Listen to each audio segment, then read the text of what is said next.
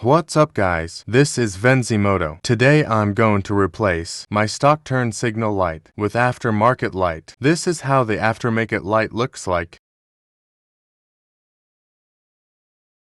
When removing wires, remember the color code to install them correctly. In my bike, gray is for left and black is for right. This is how turn signal light looks like after installation.